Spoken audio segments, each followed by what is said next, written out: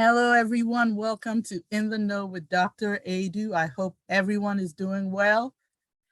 I am excited because I get to bring you another spotlight interview.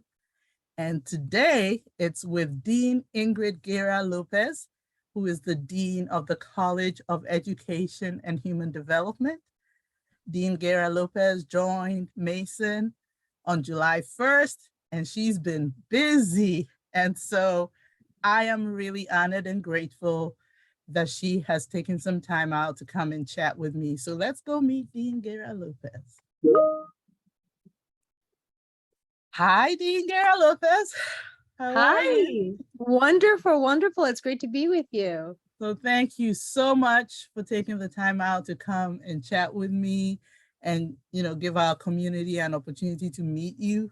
I know you've been busy making the rounds, but I figured we could bring some of the meeting to you. So that's what we're going to do. I have a few questions for you. I hope that's okay. I love it. Sounds great. All right. So I would like to start by asking, could you share with us and our community a little bit about your educational background? Yeah, so I'm actually trained in systems. My master's and PhD are in instructional systems design. So my lens and my, I guess, general approach to things is always to think about the entire system. I had the privilege of working with the most amazing doctoral advisor, Roger Kaufman, who just taught me so much about, really understanding that ultimately the system is society, right? And that everything that we do should be adding value to society. As institutions of higher ed or any other kind of institutions, like you're there to meet a societal need. And to the extent that you do that well, then you are, you're going to be thriving, you're going to be adding value. So that's kind of the thinking that I always bring into my work and the institutions that I work with. I really tried to sort of distinguish those means from the ends, right? Like, what are we here to do? So, so prior to that, actually, I kind of navigated the liberal arts. I was in, search for the meaning of life and truth. So I think I started with I don't know, I think I started communications, but really I was focused on philosophy and English, and ended up with an undergrad in psychology, but just was fascinated to understand the human condition and human behavior. So it was a wonderful background. I think for me, just in terms of critical thinking, but also kind of, nicely balanced with that systems perspective and that synthesis and, kind of how do all the pieces fit together. Right. So it all fed into where you are today. Exactly. Cool. Also, could you share a little bit about your professional background prior to coming to Mason? Sure. I served as interim dean of the College of Education at Wayne State University for a couple of years prior to coming here. And prior to that role, I was at Wayne State University's graduate school, also serving as an interim dean role. And I got to say, I wasn't really looking to pursue an administrative leadership career, but it was just, as I said before, my fascination for systems and really getting the opportunity to work across different units, across disciplines, across different aspects of education. So that was what was really interesting to me and appealing. Oh, cool. So then the next question is, why Mason? Mason is a really, really fascinating place. So yes, it is. I will say that like Mason, Wayne State was the most diverse campus in the state, which is something that for me, I was very proud to be a part of. And so that attracted me to Mason.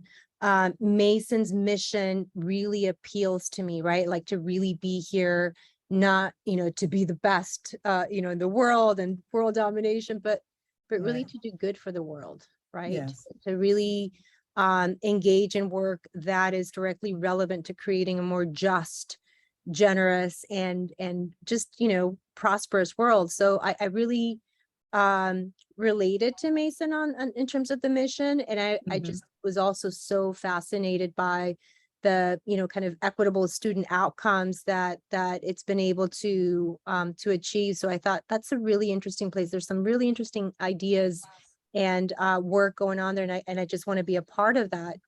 I think also the fact that it's such a young institution is exciting because to me, I think, we certainly want to be informed by the past as we look ahead. Right. And I think the fact that we're a young university in a certain way kind of frees us, if not freeze as in frozen, but freeze, Right. it allows us to really look forward without this baggage of like carrying this long legacy of how things have to be. So I think that kind of agility is really a great support for us to be as innovative as possible and to think about what it could be, not just what it has been. Right. I share that also, that we have that advantage of being younger. So we are a little bit more nimble and fluid Right. in terms of strategic innovations and all that.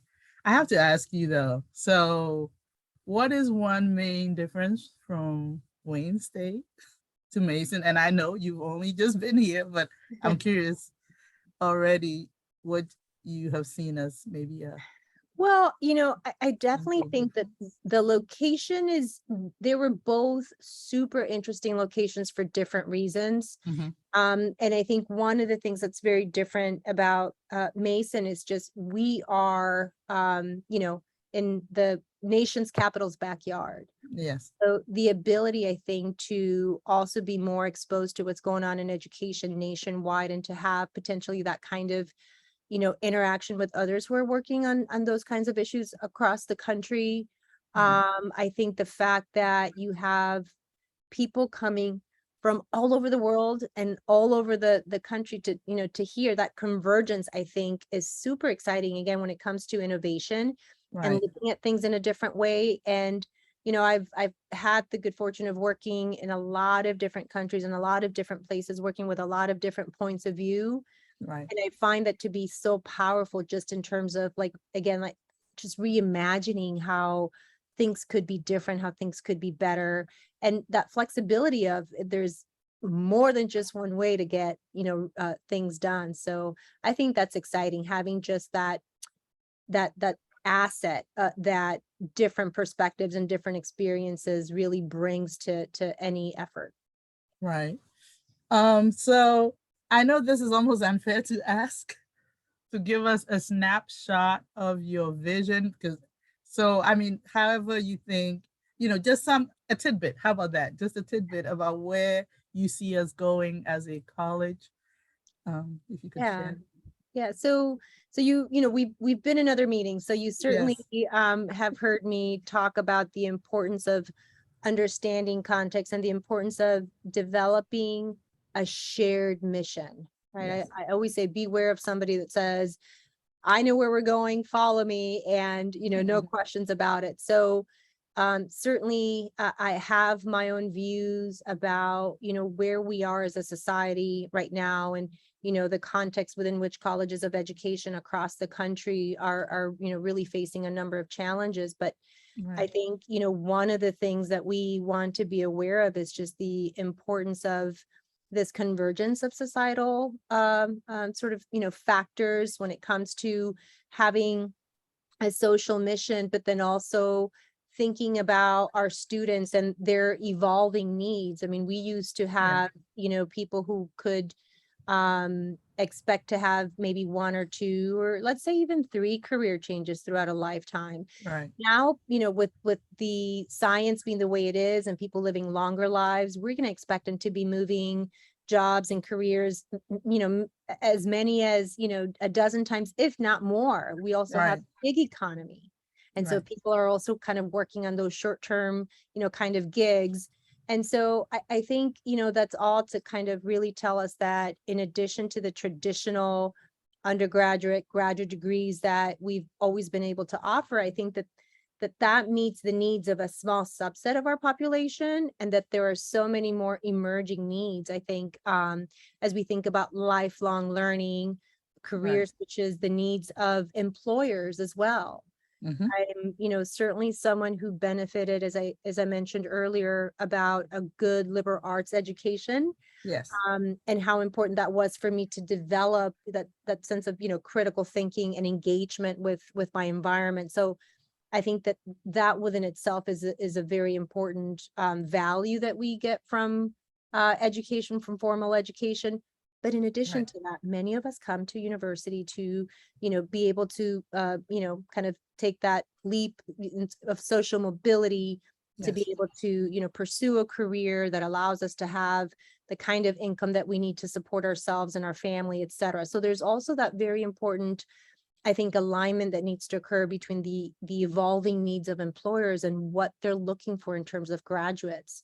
So I Right. think, thinking about diversifying the talent pool, how important that is for competitive advantage, thinking Mhm. about how we might be able to partner with all kinds of different employers, right? Obviously, Mhm. school systems are, one primary or one really large stakeholder for us, but also industry, Yes. and healthcare and technology. So we are like the interdisciplinary partner, I think, for a lot of other disciplines and colleges, but also different kinds of partnerships with industry, understanding how we might be able to create more innovative, more contemporary kinds of certification or micro-credentialing, using blockchain to kind of provide that just-in-time, competency-based skill Right. development, I think that many employers really value. Mhm. So, and I also mentioned technology. Of course, we see that technology, all different kinds of technologies, um, are, from digital technologies to, AI and machine learning, Right. all these different things. They really are, I think, affecting every aspect of our lives. And so as we reflect on how that's having an impact on education, how it's having an impact on how we work, right? We Right. talk about Industry 4.0, what are the implications for education as we think about the amazing technological innovations that are being created on a daily basis, right? What are the implications for training the workforce to be able to use those, to be able to Right. learn with those tools? Yes. So I just think that there's so much opportunity. I'm really excited about our college in particular. We have a huge asset in that our college is very interdisciplinary, right? Yes. So we have our three schools. We have our School of Education, but also our School of Kinesiology, and of course, sports, recreation, and tourism management. Yeah. So it's just, I just think it's one of our really big strengths, and I'm excited to be a part of it. Well, that's excellent. And we are also excited to have you and to see where we go in this new era. So I want to switch from the professional to a little bit of the personal to find out Okay. what are some of your hobbies when you have all that downtime that Yeah, all the downtime. that you Um, never have. it, so those that know me know I'm a big fitness buff, and so Okay. it's just something that I do to take care of me, and Right. my family knows, like, listen, don't bother mom, don't mess with mom until she gets her Mhm. exercise in the morning. So I get up at Mhm. the crack of dawn, get my workout in as much as Yes. possible. I also, my kids are big sports buffs. My older son is more into the team sports, but my younger one is more, into more of the parks, going, and Oh, okay. exploring nature and that sort of thing. Yeah. So we're also big outdoors folks. And I think both my husband and my kids are obsessed with fishing. So it's kind of like a 3 times a week thing that is Oh, wow. Okay. yeah. Okay. So So, they are enjoying the parks. They're enjoying yes. the, kind of beautiful scenery and outdoors that surround us. So yeah, we're all in all pretty active folks. And Right. unfortunately, I also love all kinds of, food. And so I've been really exploring all the Yes. amazing restaurants in the area. So Yeah. that's another sort of family hobby that we've engaged in now. Like, okay, what are we hitting next week? So it's like we're discovering it, one place per week is kind of our deal. So Yes. I know you're gonna enjoy the parks because we have tons of them I'm affiliated with the Fairfax County Park Authority, and I believe we have about 400 and something parks. So Yeah, yeah, you're gonna it's get, just phenomenal. Yes. So I gotta tell you something funny. So my son has this app where it's called, I forgot what it's a fishing app, but right. it tells you the lakes in the surrounding area, what Mhm. kind of fish are around, how many are getting caught, what they weigh, when was the last time they were caught. So Oh, wow. that's the tool he's using to navigate the different lakes and parks that Oh, that is cool. I the did not know yeah, something. just to give you an example of Yeah, how technology is that's literally right. That's influencing right. everything. That's right. So I do have another question, which is what is one surprising thing about you, Dean Guerra Lopez, that if we knew would be like, wow. So some, in this arena, I've learned some people play the guitar, some people do other things, and Yeah. I was surprised. Maybe others weren't, but I was wondering if you do have one that you want to share. I mean, I don't know that there's anything other than like, what I want to do when I grow up is write like the big existential novel, right? Hey, okay, That okay. might be kind of something funny, but yeah, I've mentioned before that I've been part of the CrossFit community for a number of years now. And unfortunately I haven't really been as active and integrated in Mhm. the community since the pandemic. It's just really difficult to keep up with the time that I was putting into it. But Right. prior to that, I was, pretty hardcore and Oh, wow. Okay. so I did make it to some of the kind of preliminary rounds there for a while for my age group, of course. So I was really proud of that. And, Well, yeah. Yeah. so Yeah. just, Do you, so there's a show that someone I know likes, American Ninja Warrior. Is there something that interests you? I'm not planning on doing it anytime soon. That's hardcore. Although I just recently started watching Ultimate Beastmaster. It came out some years ago, but I think there's like Mhm. a different version of it. Okay. So every once in a while, our kids and I will, just kind of What? see it. So we were looking at it this weekend, and we were like, yeah. So we pretend that we're going through the obstacle courses, but yeah, not in my plans. Those people are really just extraordinary. So It, yeah, it I'll enjoy is some watching. hardcore stuff. Yeah, absolutely. Well, thank you so much for sharing that. As we kind of come to the end of it, I was wondering, you have really highlighted some of the key areas that we need to be looking at, right? Technology and the integration of disciplines and, you know, attaching the social responsibility, social justice, social equity pieces to it. So I was wondering if, you had a word for our students, who they're going through their process, and it tends to be where sometimes they get a tunnel vision. Understandably, they're trying to make it through. Yeah. But in terms of preparing for this world, that we are now encountering, what would be one word you would Yeah. have for our students? No, that's a really good question. I think one of the very simple things that they can do is take the opportunity to talk to other students in other programs, take the Mm, opportunity to, you know, approach people to be your mentor of various different disciplines. yes. Or of, maybe they're not all from college, they're doing different things, but what I have found to be so useful, not just for myself, but a lot of the students that, I've kind of kept in touch with throughout their professional career is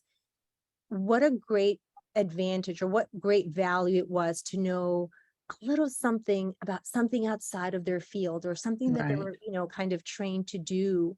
Right. You might want to be the only, we don't deal with engineers, but just an Hmm. example, maybe Hmm. the only engineer who actually, had an English background. It turns out you're a great writer. And that, Right. and we look at, marketing and now if you have a little bit of coding, you're like all of a sudden like in an Hmm. entirely different. So I would definitely say take the opportunity to learn things that are outside of your lane and to learn from others who are also outside of your lane. I think that is such an important piece of advice. Thank you.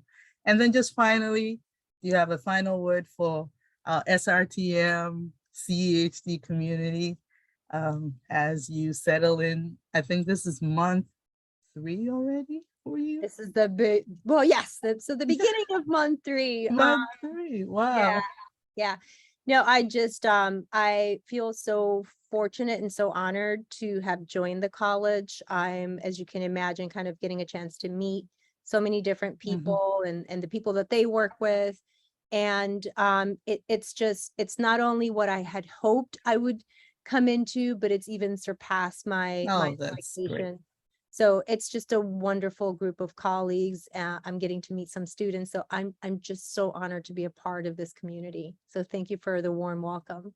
Oh, well, thank you so much, Dean Guerra Lopez. We are happy you're here and we excited again. Looking forward to where we go as a college and particularly as a school. Thank you so much for talking with me today and indulging my questions. So everybody, this is Dean Ingrid Guerra Lopez. Um, look out for her. I'm sure you will run into her at some point.